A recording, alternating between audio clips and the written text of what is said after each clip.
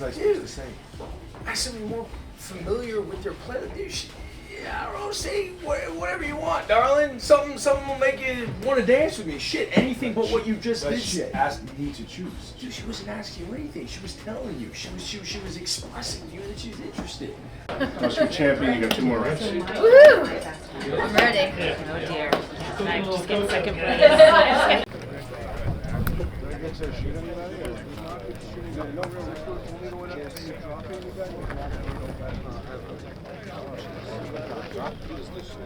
We're going right up to that point. So you just hit him while dropping it, and then... He's somebody who, I think before we come back to him, has really been trying to address the things that he wants in his life. I think he feels a little bit lonely. I think he wants to have a kind of human connection, maybe romantic relationship. And also, despite the fact that his brother sort of holds against him, that he hasn't reached out to him, I think he's been kind of keeping tabs on his brother. And he's just more comfortable sort of putting his brother in that relationship in a place where he sort of knows it's there. But their different ways of approaching relationship have left his brother feeling like hurt and neglected and kind of ignored.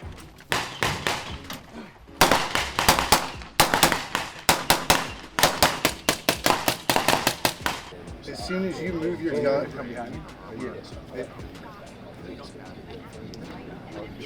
Yes, as soon as you move your gun and you start to move, John's gonna do this. Boom. Tap him. Tap. Don't flag him. Don't. Okay. So the behind him is up, right? Correct. So as I'm here, it's boom, boom, boom, tap, like that, right? And and then. Exploring brotherhood is something that is in all of Gavin's films, and he does it very well. I think that these guys grew up in an incredibly complicated way, and this film, although is sort of a Trojan horse for all kinds of sort of traumatic, kids being raised in traumatic situations. Be Mark. Thank you.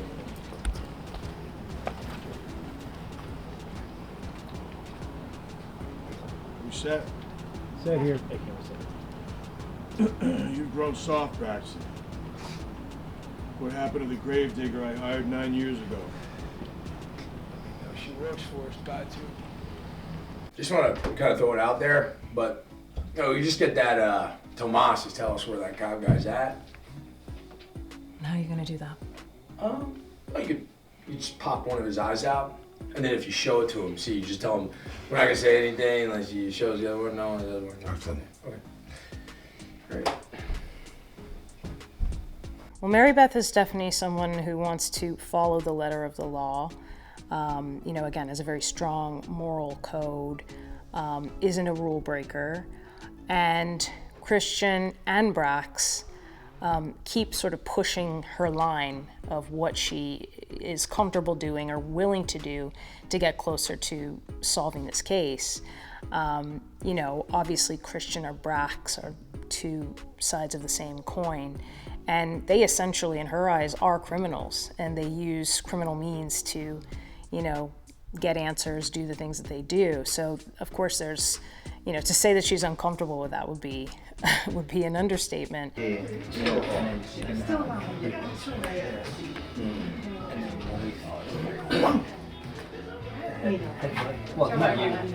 they're gonna do that. I was like, what am I doing? There's no way they can zoom in on that selfie. They'll identify the woman, find likely passwords, hack into the phone, and email the selfie. Yeah, okay, sure. Yeah. Doing it Good. like to hear back and hear again because of like us need to see it. We're good. That's all. If you're doing it for your own reason, that's what you're Yeah, I mean, like you don't have to do process. Okay. I feel like everyone is going to be really like, what just happened? There are some turns and some plot twists and some things that, frankly, when I was reading the script, I didn't see coming. And when I put 2 and 2 together about my character, I was like, how are they going to do that? And now I'm in it, and I'm like, oh, I think we're going to pull it off. So I feel like aside from being entertaining and being fun and having killer action, It's a really, really good plot twisty movie. Give it a try. And then up into the... Just like an inch up and then an inch to the left. Okay. Or maybe 2 inches to the left. Gotcha. Okay. Action! Right?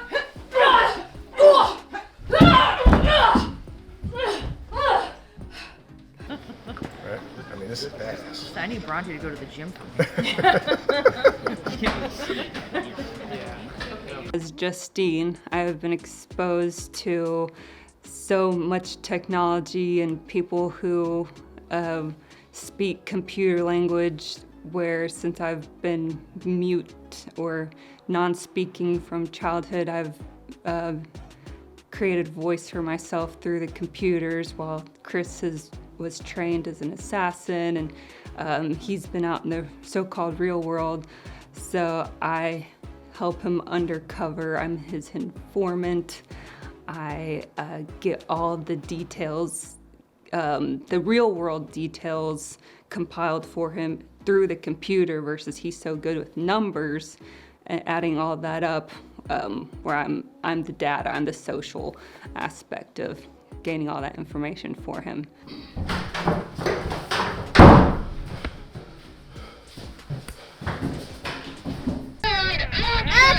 One, two, 3, 4, 5.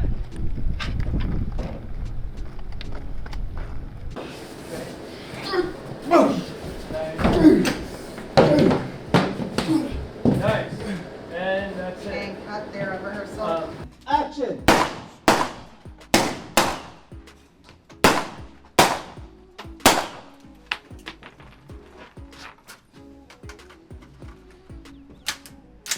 I was really encouraging them to take ownership of their characters, and they did.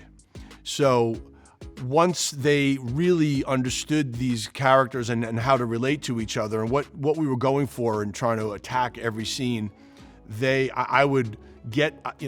would shoot it where we did the lines, and then I would start encouraging them to improvise. And they're both really good at improvisation. So there's a lot in the movie that was unscripted. There's a lot in the movie that they improvised. I mean, the scene with Ben and the dating scene, mostly all of his answers are improvised. Seriously, now he did the scripted answers, but I kept the improv. I was kept just improv it, just improv it. Just you know Chris, just answer as Chris. And so there was a lot of that in the film. The headbutt landed great. I mean, him coming out, all those beats, the punch, the kick, it was great. Perfect. Right? Perfecto. All right.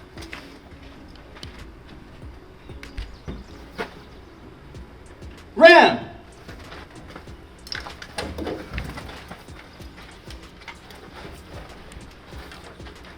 Cut.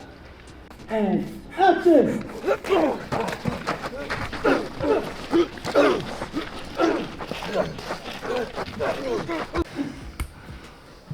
You can turn when you turn, right after I turn back the camera. And then you say frame. All right, here we go. We'll go again. I really credit Jon. He's fabulous. I love the guy. I love being around him. He's wonderful.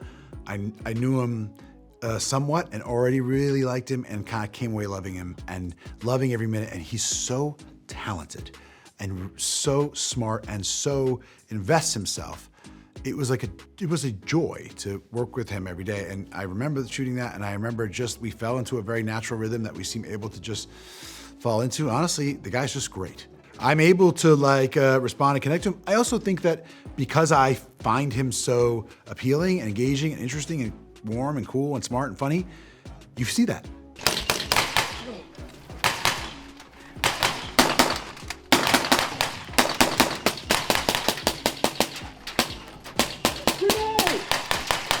Fine, Chris, go!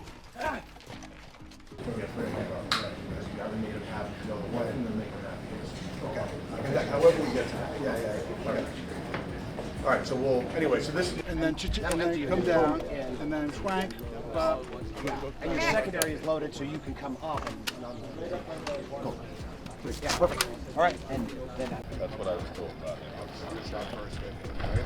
So shot all that, looking this way. It's great to be with Ben. I mean, it's just great. And yeah, I think we were able to bond on this one. You know, last time we didn't spend that much time with each other, but we really did on this, and we really got close. And he and I just had sort of an ease and a rapport right from the jump, both on screen and off, and I'm really grateful for it. I admire him so much. You know, the thing about Ben is, he's not only this sort of icon and this brilliant actor, he's an enormously intelligent, vulnerable, sensitive, kind person. And you know, look, he's you know, he's the guy here. He's the big boss too, and he's a brilliant filmmaker. The guy you want is Burke. Listen to me, not me. The guy you want is Burke, not me, man. What are you saying? Where is it when Yeah. And then so then you pop out?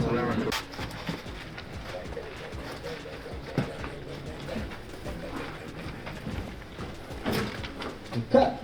And then come down, and then schwank up. yeah, and your secondary is loaded, so you can come up and go. Yeah, perfect. All right, and then I can't say enough good things about Gavin and the way he sort of helms and steers this ship of a film. You know, I think what everybody brings to it in terms of their work and their dedication and their skills, it starts at the top and it starts with him. And I think that, you know, he has such a clear vision for what this story is and how this story unfolds, that I trust him so completely, because I just know how thoroughly he has examined every detail, every plot point, inside and out. I'm a federal agent, big mistake. Only if you're not married with me, either.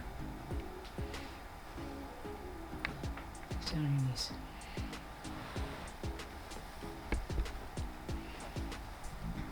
Action!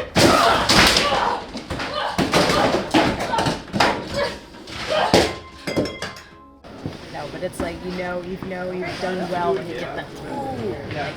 When that comes out, then it's like, and you're winning. Well, how you gonna do that? Well, one way, you pluck out one of his eyes, right? You show it to him, and you just tell him you're gonna take the other one out if he doesn't start talking. Kind of works every time, like 10 out of 10. I mean, nobody wants to be blind, right? You show him the eye, that means you're serious, you know? You know, this sounds like a line, but it's not. It really is a testament to the movie. There really is something in it for everybody. This movie is, aside from the fact that it has killer action and killer sequences that have had a lot of love and time and thought, and again, these producers and Gavin, they care so deeply about this movie.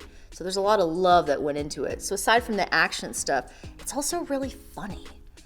I think this movie is, you know, there's some really funny moments in that first one. This second one might outdo it in that sense. So there's comedy.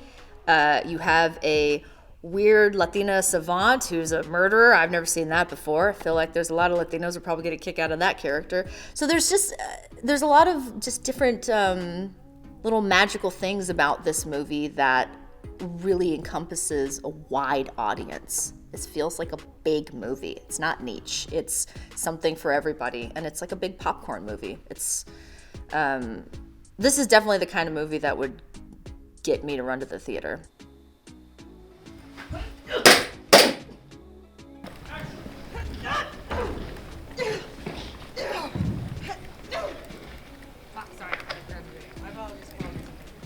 So, I mean, if you like that, then... I mean, this worked great. So should we just do If that we can get the right overlap, that's great. do another one? What do you think? I love it. I love it. I mean, it looks... Boom, nice. Boom. The one man to terminate for free minus one very inconvenient fact. Because I can do it. But if you want to see Oh, no, Rick that's his great. finger What's down. that? With the thumb. Yep.